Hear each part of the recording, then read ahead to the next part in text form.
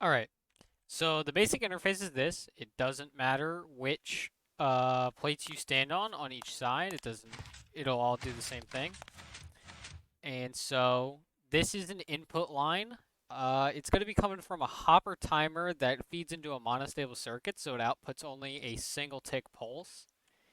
And each section, so this middle line from this middle pressure plate has no delay all the way over to the dropper. And these two droppers start out even as to not give either team an advantage. I'll go over that small section a little later.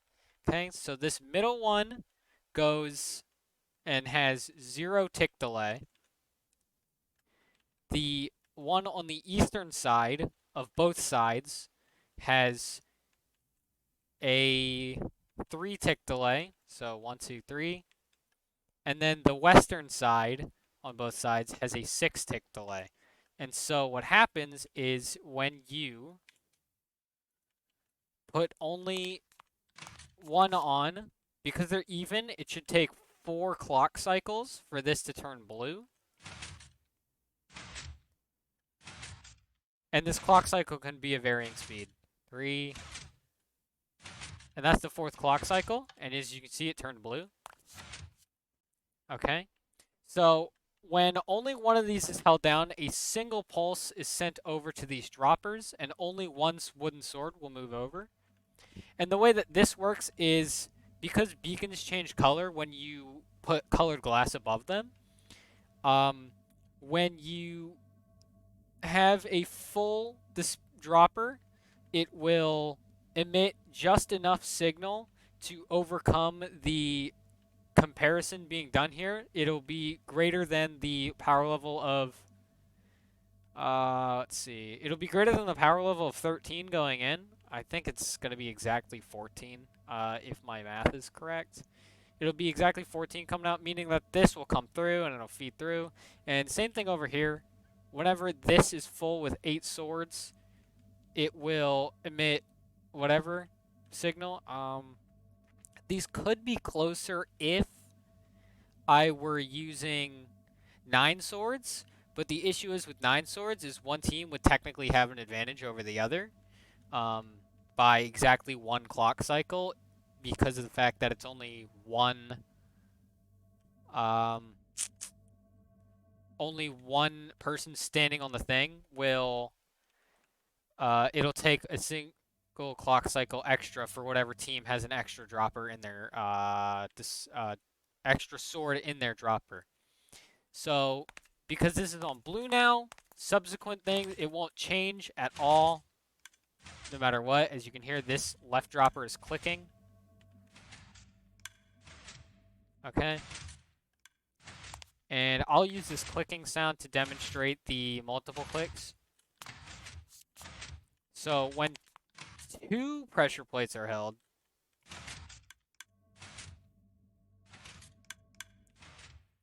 2 swords would be moved over. And then when 3 are held, 3 swords would move over. So what that means is there are 8 swords currently that currently need to be moved over in order to turn this one to red. And so if 2 people were standing here, it would only take 4 clock cycles to move over to red. So that's been 2 clock cycles already. That's the 3rd clock cycle. And that's the 4th clock cycle. And as you can see, the beam changed to red. Okay? And this also works, I believe, if you have... frick. So it should take exactly 4 clock cycles. When all 3 are held down, it only takes 3 clock cycles because 3 times 3 is 9. So that would move over more than 8 swords.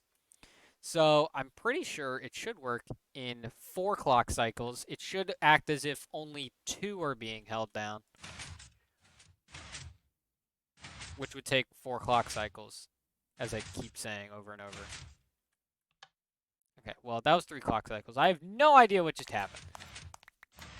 So it's not foolproof, but the chances of one person literally standing here while there's 3 of the enemy team there, that's, like, basically impossible. It's not going to happen because you'd rather kill each other first to fight over this point. But so 2 moves it over in 4 clock cycles, and 3 will move it over in 3 clock cycles. And in the actual game, these wouldn't be wooden pressure plates. The only reason I have these as wooden pressure plates is 3rd cycle. And as you can see on that 3rd cycle, it moved over. In an actual game, this wouldn't be wooden pressure plates.